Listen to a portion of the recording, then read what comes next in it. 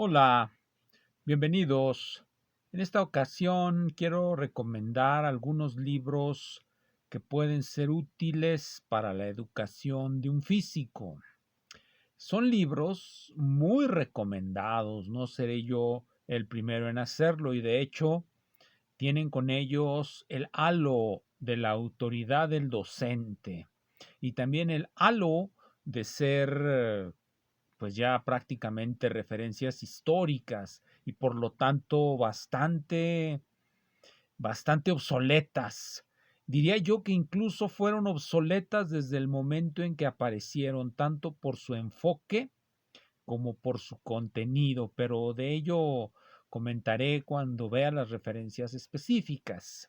Aquí solamente quiero decir que en primera instancia estos libros no son realmente buenos porque se avienen al estilo deductivista denunciado por Lakatos y que comenté en alguno de los videos previos o de los videos en donde mencioné la filosofía de las matemáticas del autor de este filósofo ya mencionado, Lakatos. Entonces, en todos ellos vamos a encontrar siempre muy poca motivación para la introducción de los conceptos. Es decir, se nos va a decir, esta es la definición de momento angular, o esta es la definición de función de onda, o esta es la definición de campo eléctrico, y interprétalos como tú puedas. O bien, estas son sus definiciones, espera y verás para qué funcionan.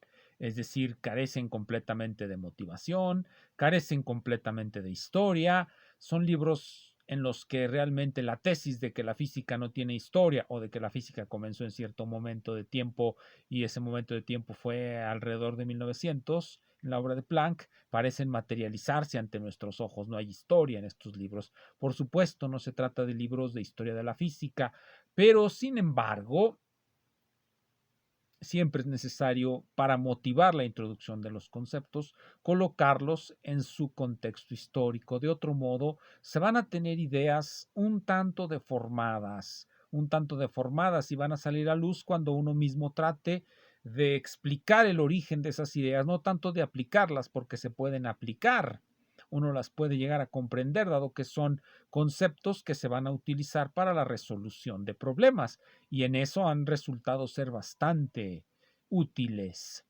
Sin embargo, cuando se trata de la génesis de los conceptos, de su epistemogénesis, de su noceogénesis o como le quieran llamar, ahí sí va a haber problemas, ya que estos conceptos tienen una historia, es decir, son el resultado de una ardua dialéctica de las ideas.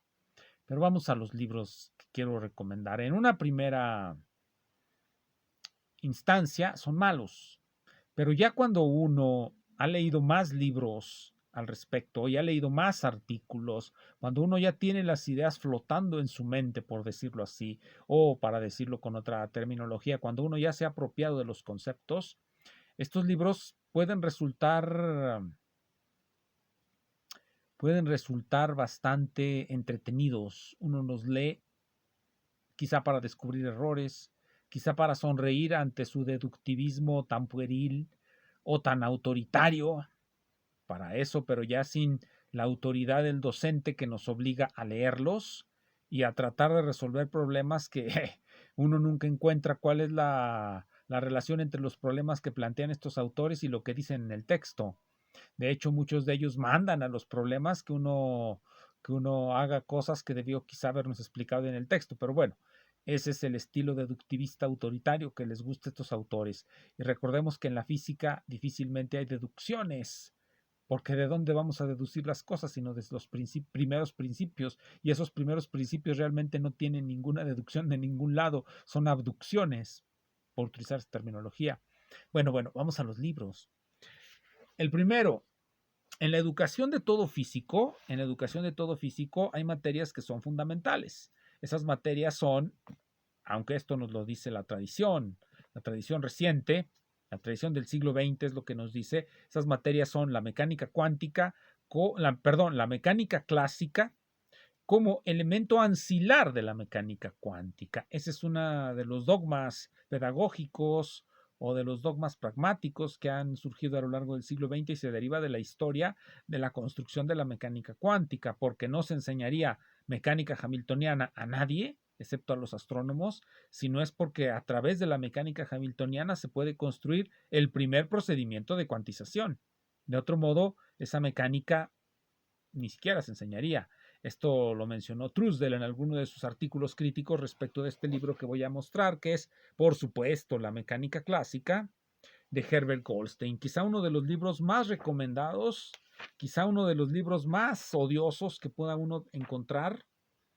Y sin embargo, en una segunda lectura, como dije, ya cuando uno no tiene por qué ponerse a resolver las cosas que esta cosa nos quiere resolver, con la poca teorización que hace, con los ejemplos tan malos que tiene, con las matemáticas tan absurdas que utiliza y con la presentación tan, bueno, es así completamente deductivista autoritaria y casi diría uno un plagio de aquel viejo artículo de la enciclopedia de Fluge.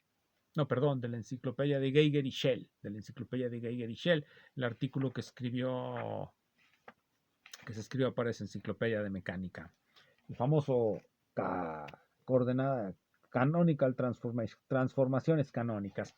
Esto es el único meollo y es la única finalidad de este libro. Realmente en una segunda lectura puede ser bueno, en una primera malo. Sin embargo, tiene muchas ediciones. Ya hoy día Goldstein vende más libros en muerto que vivo. Ya ni siquiera lo escribe Goldstein, ya tiene como otros 2 o 3 autores añadidos al libro para seguir vendiendo porque se sigue recomendando. Bueno, ese es el primero. Siempre es necesario saber mecánica clásica, pero la mecánica clásica vale por sí misma. Y este libro tiene de problema que se concentra en la mecánica del punto y aunque trae un artículo, un último capítulo muy breve, donde nos va a hablar de los sistemas continuos, así se llama el capítulo, de hecho es el último de esta edición, ya en la nueva edición trae más, introducción a la formulación lagrangiana y hamiltoniana de los sistemas continuos. Este libro no trae absolutamente nada de hidrodinámica, no trae absolutamente nada de elasticidad, como si la mecánica no incluyera también esas materias. Por lo tanto, nos da una visión muy deformada. Sin embargo, lo que contiene, como ya dije, tampoco es muy bueno en una primera lectura. En una segunda lectura puede resultar interesante, bajo los términos que mencioné hace un momento. Bueno, hay otro que también se recomienda mucho, pero este es mejor que el Goldstein. Y es mejor que el Goldstein porque esa otra materia que los físicos deben de conocer, aparte de la mecánica, que el Goldstein, como ya dije, les da una muy pobre visión de la mecánica. Esa otra materia que los físicos deben de conocer es la primera generalización que existe de la mecánica clásica. La mecánica clásica se generaliza mediante el concepto de calor, de calor y temperatura. Esos dos conceptos añadidos a la mecánica nos permiten construir lo que se denomina la termodinámica. Entonces, uno de los libros que también más se recomiendan es este de Callen, de Herbert Callen, Termodinámica. Este no incluye la parte estadística, este es únicamente pura termodinámica, que es una materia que, bueno, todo físico debe de saber. Pero lo extraño es que la termodinámica ciertamente se aplica en general a sistemas continuos, sin utilizar ningún tipo de hipótesis atomista. Por lo tanto, en general, la mecánica de partículas, que es, digámoslo así, el paradigma de las mecánicas atomistas, pues no tiene ninguna relevancia en la termodinámica, porque como todo el mundo sabe, en la termodinámica no es necesario conocer los modelos microscópicos de los sistemas. Es una teoría puramente fenomenológica que viene a tratar, por supuesto, con ciertos sistemas, mecánicos continuos. Mecánicos continuos son sistemas mecánicos continuos en donde la presión, el volumen y la temperatura, no olvidemos que la presión es una variable mecánica. El volumen, bueno, es una variable geométrica. Y la temperatura es lo que viene a ser la gran generalización para sistemas continuos mecánicos, la aparición de la temperatura. Aunque en la mecánica también aparece la temperatura cuando se habla de fricción. Ciertamente sistemas que no friccionan son sistemas que no se calientan.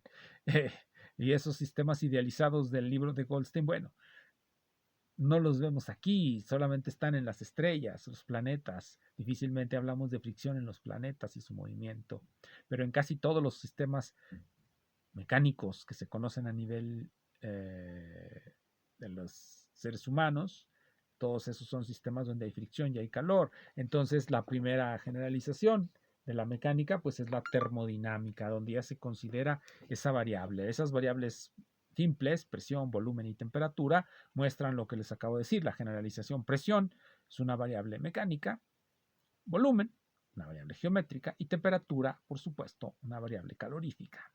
Bien, el siguiente conocimiento que se espera que tenga un físico es, primero, ya vimos, el Goldstein trata muy poco los sistemas continuos, pero casi todos los sistemas de la termodinámica, si no es que todos, son continuos y por lo tanto la preparación que se da en este libro de Goldstein es muy mala para llegar a los sistemas continuos mecánicos generalizados con la idea de temperatura. No se ve cómo se pasa de la mecánica de partículas que trata Goldstein y a la mecánica de sistemas continuos que trata el libro de Callen. Bueno, vamos a ver otro conjunto de conocimiento que utiliza sistemas continuos, mostrando pues la caducidad de lo que nos dice Goldstein. ¿Por qué mejor no hablar de elasticidad? Bueno, no se hace. Este libro, muy famoso, La electrodinámica clásica de John David Jackson. Los sistemas electrodinámicos pueden verse también como sistemas puntuales, como sistemas de puntos, de cargas, pero en general a la carga le vamos a adosar un campo y el campo pues ya es una variable continua. Eso nos diría ya que la electrodinámica en general surge como una teoría de continuos. Los campos están distribuidos continuamente a lo largo del espacio. Entonces, nuevamente, la mecánica que nos enseña Goldstein en su libro, pues es muy deficiente a este respecto. Entonces, tenemos ya que sabemos mecánica, pero entramos a una cosa que se llama electrodinámica clásica. Y en este libro vamos a ver prácticamente una imitación del estilo deductivista de Goldstein y pues va a tratar fundamentalmente de campos, los campos eléctricos, los campos magnéticos y su unificación en el campo electromagnético. Y uno se puede preguntar cómo unifican la electricidad y el magnetismo desde un punto de vista físico aquí. Bueno, generalmente por una observación muy sencilla, cuando una carga se mueve a lo largo de un cable, va a generar un campo magnético. Entonces parece natural que tanto el campo eléctrico como el campo magnético están unidos de alguna manera. Y esa manera o esa unión es a través de las ecuaciones de Maxwell. Cuando nosotros las escribimos, estamos escribiendo el conjunto de los fenómenos electromagnéticos tal cual los concebía el siglo XX, no Maxwell. Maxwell los concebía de otra manera y pensaba de otra manera acerca de la relación entre el campo eléctrico, el campo magnético, la conservación de la carga y demás cosas. Pero bueno, nada de eso viene aquí. Aquí de lo que se trata es de que aprendan a manejar un formalismo y con ese formalismo explicar algunos cuantos fenómenos, los que a Goldstein le parecen más adecuados. Como ya dije, no son malos libros. En una primera lectura son malísimos. Cuando ya uno tiene cierta experiencia leyendo y practicando mal que bien la física, pues sí tienen cierto interés. Bueno, esa sería más o menos la idea básica de lo que es la física clásica.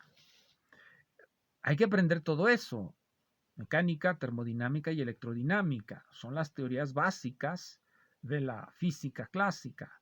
Falta la mecánica estadística, que viene a ser la formulación o la manera en cómo se van a unir la mecánica de partículas con la termodinámica de los sistemas continuos. ¿Cuál otra hay?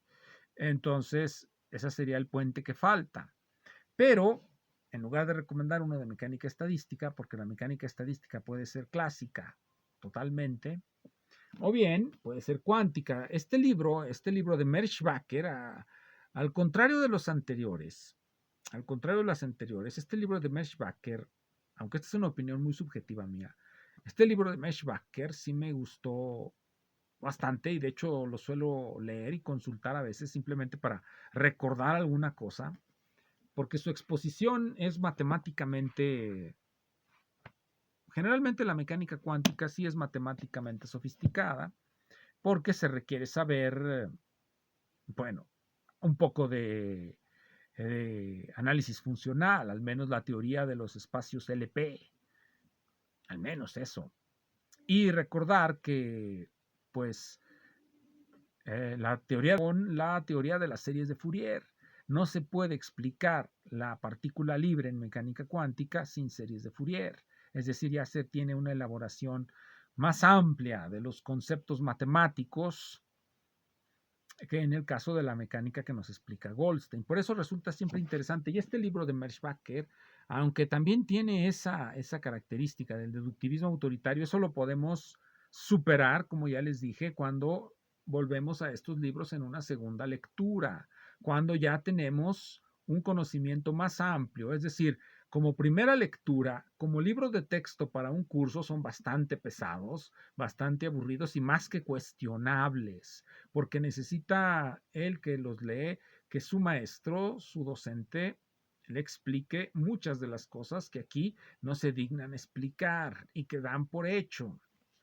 Pero bueno, así es esto de la educación. Nunca se sabe qué se debe enseñar y cómo, porque la gente es muy, muy variada.